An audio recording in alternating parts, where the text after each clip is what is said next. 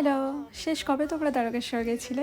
আমি তো এই বছর শুরুর আগেই তারকেশ্বর বাবা দর্শন করে এলাম। আমরা নর্মালি হোলির দিনের সকালে তারকেশ্বরে যাই, কিন্তু এবছর আর হোলি অবধি অপেক্ষা না করেই বছরের শুরুতেই ঘুরে এসেছি। সকালে খুব সুন্দর লাগছিল কুয়াশা ঘন ওয়েদারটা। তারপর খুব ভালো করে পুজো দিয়েছি। সকালবেলায় একদম ভিড় ছিল না।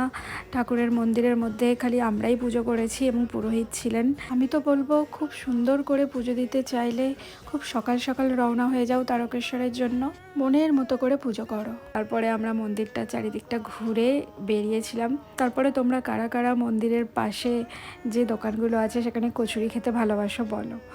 আর এই যে আমার ছেলে ঢোল কিনেছিল, সেটাই ও আর ওর বাবা বাজাচ্ছিল। আমি একটু সবজি বাজার করেছিলাম।